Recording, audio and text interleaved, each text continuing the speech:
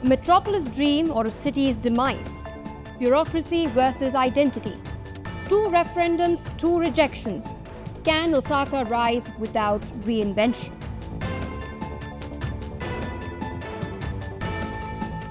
Hello and welcome to Explained by NewsX. Today, we dive into a bold and controversial chapter in Japan's urban history.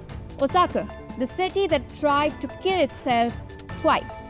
In 2015 and 2020, Osaka, Japan's third largest city with 2.7 million residents, faced a stunning question: should it abolish itself? The Osaka Metropolis Plan, pushed by the local party Osaka Ishin proposed dissolving the city and reorganizing it into special wards, modeled after Tokyo's system. This wasn't just administrative reform, it was a bid to redefine Osaka's identity, streamline its governance, and challenge Tokyo's dominance. But twice, in tense referendums, Osakans said no. Why would a city consider erasing itself? What drove this radical vision, and why did it fail? Today, we unpack 5 key aspects of this saga, from the plan's ambitious vision to the fierce debates that tore Osaka apart, revealing a city wrestling with its future in a Tokyo-centric nation. Now, Osaka, the vibrant heart of Western Japan, has long lived in Tokyo's shadow. The Osaka Metropolis Plan, championed by the Osaka Ishin aimed to change that. The plan proposed abolishing Osaka City's government and reorganizing its 24 wards into 4 to 8 special wards, each with elected leaders modeled on Tokyo's 23-ward system. Major functions like infrastructure and economic planning would shift to Osaka Prefecture, creating a unified Osaka metropolis. Now, led by figures like Mayor Ishiro Matsui and Governor Hirofumi Yoshimura, Ishin argued that this would end the dual administration problem where the city and prefecture duplicate services, wasting billions of yen. And the vision? A leaner, more competitive Osaka, ready to host the 2025 World Expo and attract global investment. But could Osaka really become a sub-capital, or was this a risky gamble with its identity? Osaka Ishin sold the Metropolis Plan as a cure for bureaucratic bloat. Japan's ordnance-designed city system, set up in 1956, gives Osaka City significant autonomy, but it clashes with Osaka Prefecture's oversight. This leads to duplicated efforts.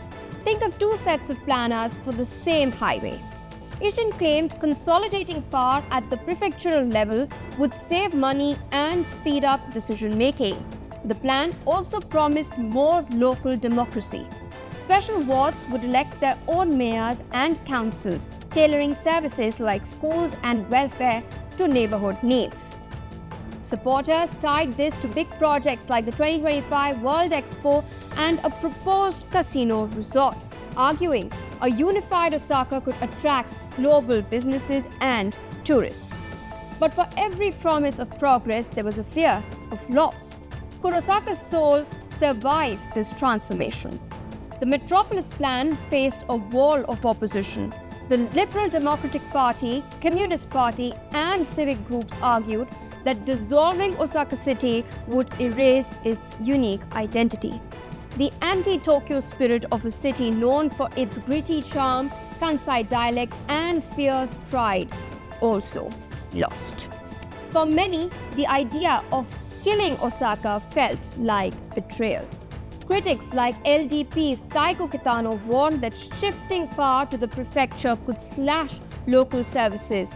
Poorer wards like Nishinari feared losing funding to wealthier areas. The plan's cost-saving claims were questioned, with opponents pointing to uncertain transition costs.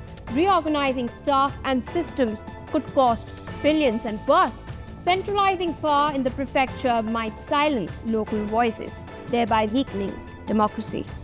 These fears drove voters to reject the plan.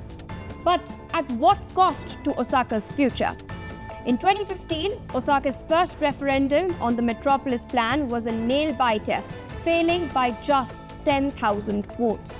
Osaka Ishin, undeterred, pushed for a second vote in 2020 backed by the Komeito. The campaign was fierce. Ishin's Matsui and Yoshimura promised a bolder, more competitive Osaka, while opponents warned of service cuts and identity loss.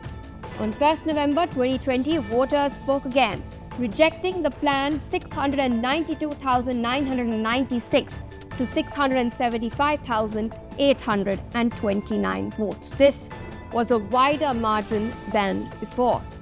Turnout was lower, perhaps due to COVID fears, but the message was clear. Osaka wanted to stay Osaka. Mayor Matsui vowed to retire by 2023 and Governor Yoshimura shelved the plan. Social media buzzed with debate. Some called the rejection emotional, others a defense of heritage. But did Osaka miss a chance to reinvent itself? Why did the Metropolis Plan fail? First, Osaka's identity was non-negotiable. Residents had rejected the idea of becoming a mini Tokyo, clinging to their city's unique culture. Secondly, fears of service cuts and vague cost estimates fueled skepticism, especially in poorer wards like Nishinari. Thirdly, the plan's complexity. Special wards, prefectural power shifts, all of this confused voters who often voted on gut feeling rather than facts. The rejection left Osaka's dual administration intact, but inefficiencies still persist. The 2025 World Expo offers a chance to shine, but without reform, can Osaka compete with Tokyo? Osaka Ishin, now Nippon Ishin, has shifted focus, with Yoshimura eyeing national leadership in 2025. Nationally, the plan exposed Japan's centralized system, but without public buy-in, can decentralization ever succeed? The Osaka Metropolis Plan was a daring bid to reinvent the city, but it collided with the deep-rooted pride of Osakans. Twice, they chose to preserve their city's identity over promises of efficiency and global ambition. As Osaka hosts the 2025 Expo, the larger question that still lingers is, can it thrive without the change it rejected? The battle for Osaka's future is far from over, and its outcome may shape Japan's urban landscape for decades. That's all for now. Stay tuned for more on NewsX.